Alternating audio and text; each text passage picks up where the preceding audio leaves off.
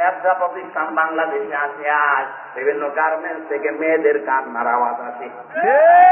আর এখন ওই শয়তান মরে গেছে বলে কোরআন পড়ে দেন, কোরআন পড়লো আযাব আরো বাড়বে।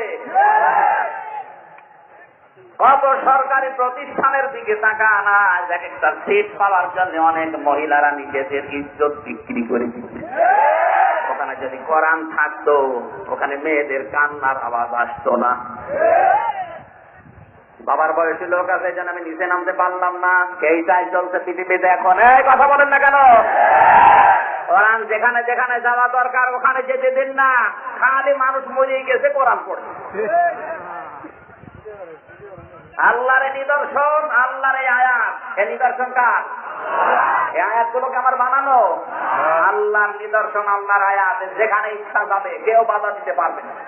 কেউ বাধা দিলে বুঝবেন ওটা সালেহ আলাইহিস সালামের জামানার কাফেরদের মতো কাফের।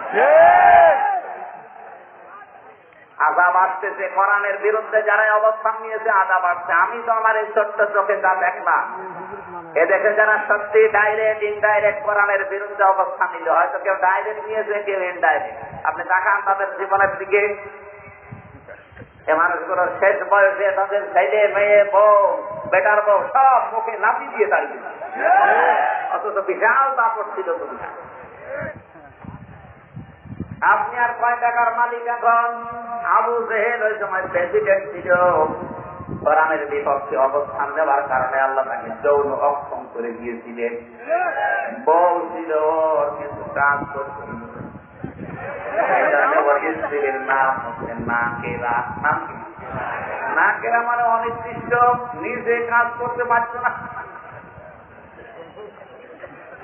আজ যারা কোরআনের বিরুদ্ধে অবস্থান নেবেন, আল্লাহ আপনাকে এমন শাস্তি দেবে, খালি দেখে দেখে হাত করে থাকতে বলতে পারবেন না। এইটাই বাস্তব। কাবা শরীফ তাওয়াফ করছিলাম, হঠাৎ করে দেখি পেটে ব্যথা। কি গো?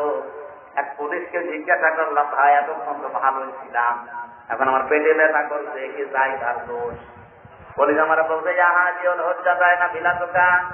ও হাজি দেশ কোথায়? বাংলাদেশ।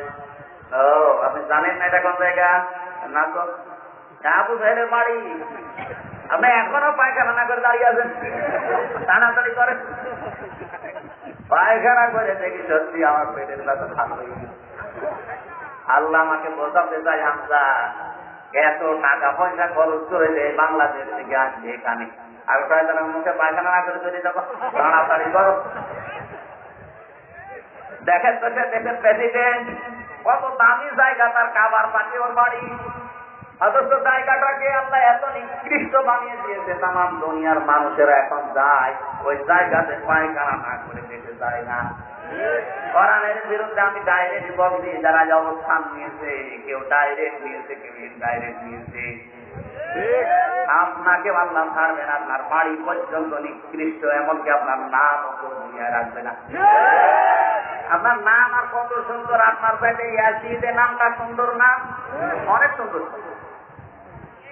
ইয়াসিনটাও কেন্দ্রীয় মসজিদের ইমাম ছিল, কিন্তু নামটা এত বেশি ঘৃণিত করে আল্লাহ দিয়েছে, নামটার নাম নেই, ইয়াসিদ এখন গালি হয়ে গেছে। কাউকে যদি রাগ আসে চান বলবে না ইয়াসিদের বাচ্চা। আমার মনে হয় কাউকে যদি বলা হয় ভাই ছেলে হয়েছে 5,000 টাকা দেবো, নামটা আবু জেহেল রাখিনি, ছেলে দরকার হয় গলা টিপে মেরে ফেলবো। শিক্ষিত মানুষেরা কান খাড়া করে মিলান। আল্লাহর নিদর্শন এসেছিল, যেখানে ইচ্ছা যাবে, যা ইচ্ছা খাবে। এখন তো ওই নিদর্শন উষ্টি নেই। এখন আল্লাহর নিদর্শনের নাম কি? আল্লাহর আয়াতের নাম কি?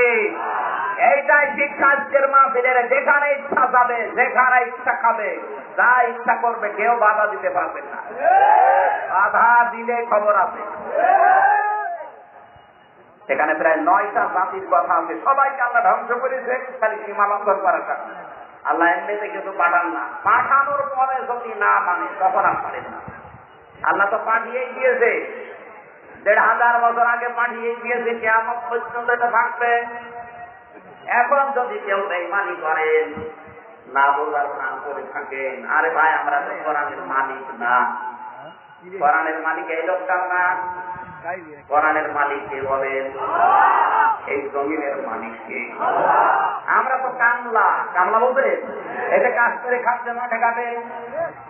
এই জমিনের মালিক মনে করেন